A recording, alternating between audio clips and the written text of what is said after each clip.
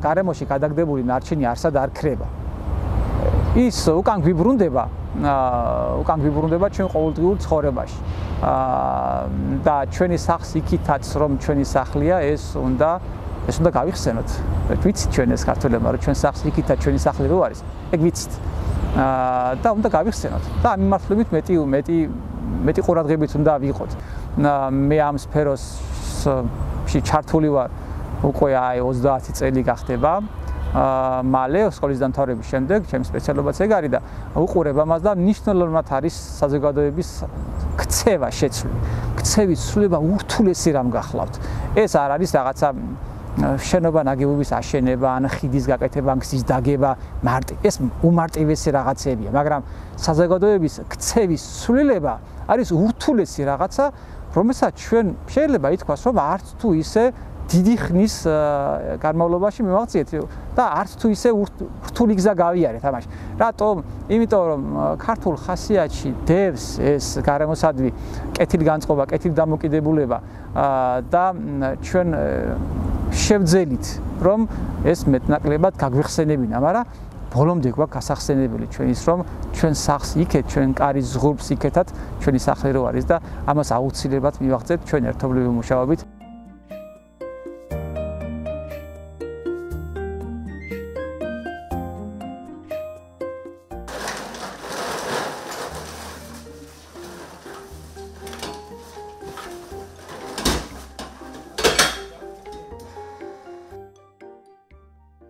ჩეხეთის კარიტასი აღნიშნა რომ 2015 წლიდან ოფიციალურად ფუნქციონირებს საქართველოში. ჩვენ გვაქვს 4 მიმართულება, ეს გახლავთ ჯანდაცვა, სოციალური ინკლუზია, გარემოს დაცვა და სოფლის განვითარება.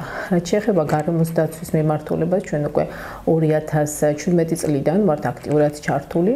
ძირითადად ეს არის ნარჩენების მართვა და საგანგებო სიტუაციების მართვა.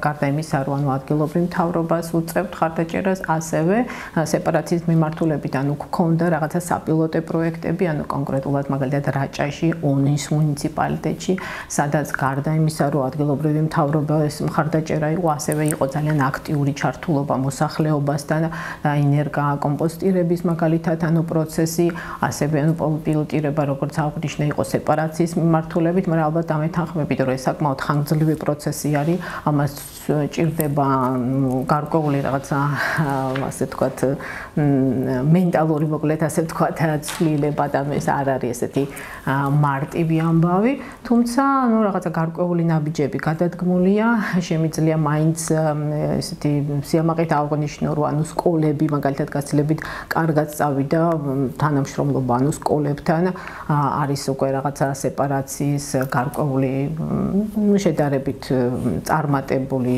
შედეგები. დიდი დახმარებები ჰქონდა დღემდე, ეს არის საერთაშორისო ორგანიზაციების მიერ დაფინანსებული პროგრამები, რომელსაც ახორციელებენ ადგილობრივი ორგანიზაციები, ზოგან მუნიციპალიტეტთან თანამშრომლობით, ზოგან თვითონ მოსახლეობასთან, ზოგან სასწავლო დაწესებულებებთან, ცენტრალურ ხელისუფლებასთან, რეგიონულ ხელისუფლებასთან. ამ პროგრამებს ახორციელებდნენ არასამთავრობო ორგანიზაციები. და ამ არასამთავრობო ორგანიზაციების მიერ შემუშავებული არის ათობით საკანონმდებლო ნორმატიული აქტი, რომელიც დამტკიცებული არის ჩვენი ხელისუფლების და წინა ხელისუფლებების მიერ. რომ მოსახლეობას არამც თუ საერთო ზოგადი ნარჩენების შეგროვების სერვისი უნდა მიეწოდოს, მას უნდა ჰქონდეს საშუალება, რომ უახლოეს ცენტრალურ პუნქტებთან, ადმინისტრაციულ ცენტრებთან მაინც ჰქონდეს ნარჩენების დახარისხებული შეგროვების სერვისი მიწოდებული. ეს კომპლექსური თემა, ამას ებმის ასევე მწარმოების გაფართოებული ვალდებულება, რომელიც ეხება შეფუთის ნარჩენების მართვას და სამწუხაროდ დღემდე ვერ იქნა მიღებული საქართველოს მთავრობის მიერ ეს ტექნიკური რეგლამენტი.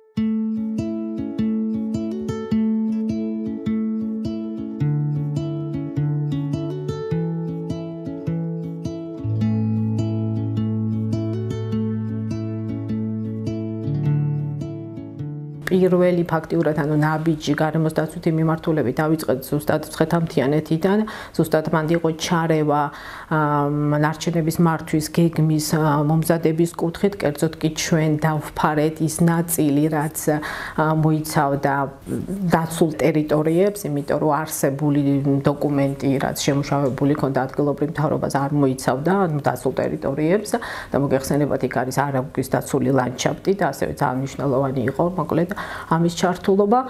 ასევე სლოვაკეთის მთავრობის მხარდაჭერით ჩვენ 9-მდიანეს, კონკრეტულად კი დუშეთის მუნიციპალიტეტს გადავეცით ნაგაუმზიდი.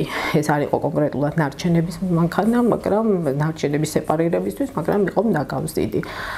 აქვე გავიხსენებ იმ მომენტსაც, რომ მე აღნიშნე რაჭის პროექტი, კონკრეტულად ონის პროექტი, სადაც პილოტირება იყო კონკრეტულად სეპარირებული ნარჩენის და ონის მუნიციპალიტეტს ასევე გადაეცა სეპარირებული მართვისთვის შესაბამისი ავტომობილი და თავისთავად ეხლა სხვადასხვა აღჭურვილობა, რაც ნიშნავს სეპარირებული თქვათ ურნები და ასე შემდეგ. ნარჩენების სეპარირებული შეგროვების ნაგაუმზიდების ურნების შეძენა და განთავსება და მათი გამოყენება არ არის საკმარისი თუ ამ სეპარირებულ და დახარისხებულ ნარჩენებს მიმართულებას არ მისცემს მუნიციპალიტეტი. თუ თქვათ შეაგროვა პლასტიკის ბოთლები, ეს რომ უნდა წაიღოს და უნდა დაპრესოს და მიცეს სასაქონლო სახე. შემდეგ იგივე ეხება ქაღალდს, რომ მისცეს სასაქონლო სახე და შეინახოს იმგვარად, რომ ხარისხობრივი მაჩვენებლები უკვე ნედლეულად ქცეული ნარჩენებისა არ გაუარესდეს. საქმეს აკეთებს კონკრეტული სქემის შემუშავება. იქ რომ შეაგროვებ ამ ნარჩენს, იქ რომ წაიღებ, დაპრესავ, მიცემ, თქვათ, სასაქონლო სახეს ამ ნარჩენებს, შემდეგ უნდა შეგიძლიოს ეგრეთოს ასევე მისი განკარგვა. განკარგვა რას ნიშნავს? იმას, რომ შენ ეს მუნიციპალიტეტმა უნდა მოახდინო მისი გასხვისება ქვეყანაში მოქმედი კანონმდებლობის შესაბამისად, ამას მთელი რიგი პროცედურები უძღვის წინ, ხო? და უნდა გაასხვისო ეს ისეთ ორგანიზაციაზე, ვისაც ამ საქმიანობაზე აქვს შესაბამისი ნებართვა, ან რეგისტრაცია, ან სხვა ტიპის სახელმწიფო თანხმობა გაცემული ამ საქმიანობაზე. სხვა შემთხვევაში გამოდის, რომ რესურსები, სახელმწიფო რესურსები იხარჯება იმგვარ აქტივობაზე, რომელიც შემდეგ უბრალოდ მიწაში იმარხება. ჩვენ და გვახსოვდეს, რომ მუნიციპალური ნარჩენები, ქვეყნის მასშტაბით წლიურად დაახლოებით წარმოიქმნება 1,100,000 ტონა მუნიციპალური ნარჩენი, რომელშიც სხვადასხვა კვლევებით არის 12-დან 14%-მდე პლასტიკი. წარმოგიდგენიათ, რომ ხელმოცლობის მეორად მატერიალურ რესურსთან გვაქვს ჩვენ საქმე, რომელსაც ჩვენ ყოველწლიურად უშვებთ ნაგავსაყრელზე. ანუ ღირებულების მქონე ნედლეულს უშვებთ ნაგავსაყრელზე და კიდევ ფულს ხარჯავთ ამ ნაგავსაყრელის მოვარაპატრონებაზე. ანუ რა გამოდის? ფულის დასამარხად სახელმწიფო ისევ ფულს ხარჯავს. ასეთი თქვათ უცნაური სხვა სიტყვის გამოყენება შეიძლება, მაგრამ უცნაური ქმედებებისგან შედგება ის ბლოკი, რომელსაც ქვია ეკონომიკიდან გამოხშირული ბლოკი. თუ ეს სწორად და ნორმალურად დაიგეგმება, ცხადი ამას მოყვება გარკვეული ტიპის ეკონომიკური ეფექტი. მე არ ვამბობ, რომ ეს ქვეყანას, ვთქვათ, ეკონომიკას გამწევი ძალა იქნება და რაღაცა, თუმცა არც ისე მარტივად არ არის საქმე, რომ ეს არაფერი არ არის ქართული ეკონომიკისათვის. ჩვენ ვიკვლევთ ადამიანებისა და ტურების კონფლიქტს ადამიანის მიერ გარდაქმნილ ლანდშაფტში. როდესაც ტურების პოპულაცია შემცირდა, გველების პოპულაცია გაიზარდა. ეს უნდა იყოს გარკვეულ ბალანსში და ბუნება ამ ბალანსს თვითონ არაჩვეულებრივად იცავს და მგონია ჩვენი ეს უხეში ჩარევა, რომ რომელიმე ცხოველი ამოვიღოთ ეკოსისტემიდან, იქნება დამანგრეველი ეკოლოგიისთვის. უბრალოდ სკროლვის დროს, ასე ვთქვათ, Facebook-ის აღმოაჩინე ვიდეოები, რომ ხალხი წერდა, რომ ტურები იყვნენ სადღაც თბილისის შემოგარენში, რომ სახლთან ჩაიარა ტურამ, ძაღლს უკბინა და ძალიან დამაინტერესა, რომ რატომ გამოიწვია, ვთქვათ, ტურების ასე სწრაფად შემოსვლა თბილისის დედაქალაქში და შემდეგ უკვე გადავწყვიტე მეკითხა ჩემი ხელმძღვანელისთვის, ქალბატონი ნათია კოპალიანისთვის და რა თქმა უნდა ნათია მირჩია, მოდი გავაკეთოთ მაშინ ეს თემა და ასე ვთქვათ, გავარკვიოთ უფრო ზუსტად რა ხდება ჩვენს თავს და რატომ არის რომ ეს ტურები ასე აგრესიულად შემოიჭრენ ჩვენს სივრცეში. თუ ეს სწორი ნათქვამია, მგონია რომ ჩვენ უფრო შევიჭერეთ მათ სივრცეში და არა ისინი ჩვენსაში.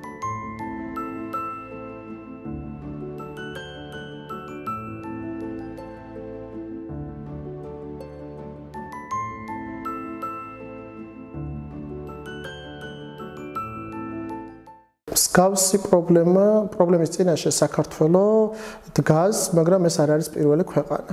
ამისთვის მოვიყვან ისრაელის მაგალითს, სოფლის მეურნეობის სამინისტრომ ისრაელში მიმართა ხელისუფლებას, რომ ტურების და მგლების მასიური გავრცელების გამო, განსაკუთრებით ტურები, სოფლის მეურნეობის თქვათ ასეთ სფეროებს ზიანი ადგებოდათ და უნდათ ტურების ამოღება ეკოსისტემიდან ან შემცირება. სამინისტრო სახელმწიფოებამ გასცა ამის ნებართვა, დაიწყეს ტურების მასიური დაჭერა, დააწესეს ჯილდო, მაგრამ დადგინდა, რომ გველებით დაკვენილი ადამიანების რაოდენობა 100-დან 250-მდე გაიზარდა წელიწადში. იმიტომ რომ ტურები იკვებებიან გველებით ისრაელის ყველგან და ისრაელში განსაკუთრებით და როდესაც გველებით იკვებებოდნენ, გველების პოპულაცია იყო ნაკლები. ასევე ჩემს ნაშრომში გამოიკვეთა ის, რომ ტურასთან ერთად უფრო მეტად ზოგიერთ რეგიონში უფრო მეტად საზიანოა ძაღლი, ველური ძაღლი. გაველურებული ძაღლი უფრო სწორად და ეს გაველურებული ძაღლები უფრო დიდ ზიანს აყენებენ ადამიანებს ვიდრე ტურები და უფრო მეტიც ეს ძაღლები სოფლის ტერიტორიაზე არ უშვებენ ამ ტურებს და თვითონ ნადირობენ და მოიპოვებენ შინაურ ცხოველს.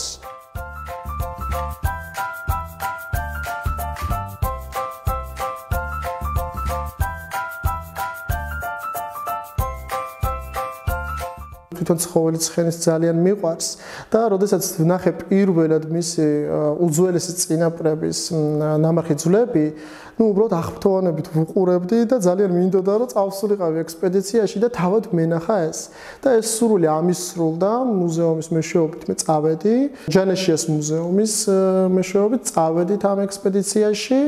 მოვიპოვეთ ეს ძვალი და როდესაც ხელში დავიჭირე ეს დაახლოებით 7-8 მილიონი წლის წინანდელი ჰიპარიონის ძვლები იყო.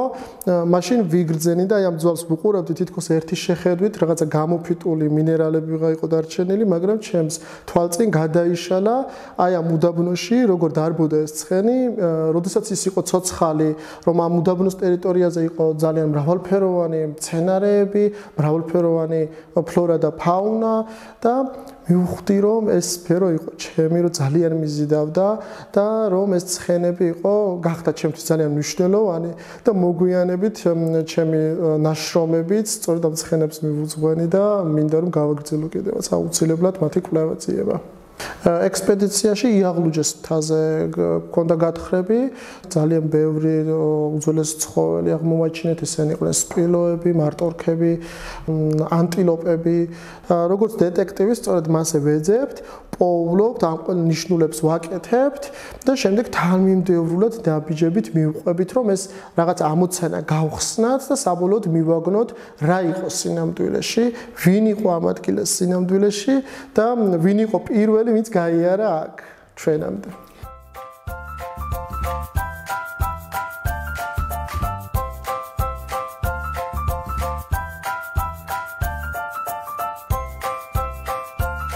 ჩემს მოსწავლეებსაც მუდმივად ვეუბნები, რომ და ტესტშიც შემოგვს ხოლმე ეს კითხვა, ჩემს თქო მუდმივი კითხვაა, რომ რაში გამოიყენება თქვენი აზრით ბიოლოგია და ქიმია და არ დამიწეროთ მედიცინა და არ დამიწეროთ მეცნიერება ან მასწავლებელი.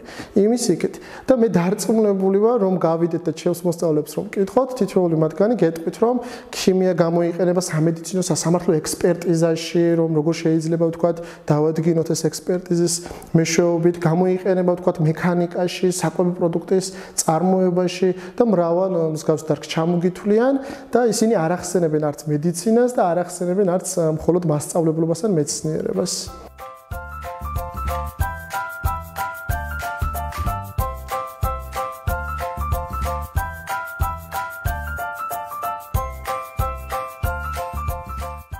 დაახლოებით 2 წელი ვიყავი ჯანაშიას მუზეუმში, პროფესორის ასისტენტ კვლევარი, ქალბატონ მაია ბუხსიანიძესთან ვიყავი და მასთან ერთად დავდივდი სწორედ ამ ექსპედიციებში. იაღულჯასთან, ასე ვთქვათ, დავლაშქრეთ ერთად, ძალიან დიდი აღმოჩენები გავაკეთეთ. ქალბატონი მაია იყო ის ადამიანი, ვინც პალეონტოლოგია უფრო მეტად შემაყვარა და ჩემთვის უფრო მეტად მნიშვნელოვანი გახადა. და ქალბატონ ნათია კოპალიანს მინდა დიდი მადლობა უთხრა, ვინც მაია ბუხსიანიძე გამაცნო. გვაქვს შესაძლებლობა დავუკავშირდეთ ჩვენს გერმანელ, ფრანგ, ამერიკელ კოლეგებს და მე პირადადაც მქონია კონსულტაციები მათგან გერმანელი პროფესორისგან, მჭირდებოდა, ასე ვთქვათ, მცირე ძუძუმწოვრების დამარხების კვლევაში და მოვიწვია, ჩამოვიდა, დამთანხმდა, გავიცანი პირადადაც, წამომყვა ექსპედიციაში, ერთად ვიყავით, აღმოვაჩენთ ბევრი რამ და ბევრი რამ გავიგე მისგან ახალი, რაც საქართველოში არ მომეპოვებოდა, არც ლიტერატურული თვალსაზრისით. და არც არავინ იყო, ვინც ამაზე ინფორმაციას გამიზიარებდა კარგად. ლუცი მოლი, მეცნიერი, კი. და ცხადია, ეს შესაძლებლობა არ უნდა დაიკარგოს, უნდა გქონდეს აუცილებლად წვდომა ჩვენ ცივილიზებულ სამყაროსთან, რომლებიც გაგვიზიარებენ ამ თანამედროვე, ასე ვთქვათ, მიდგომებს სამეცნიერო, თანამედროვე კვლევებს, რომელსაც გამოვიყენებთ ჩვენი ქვეყნის საკეთილდღეოდ.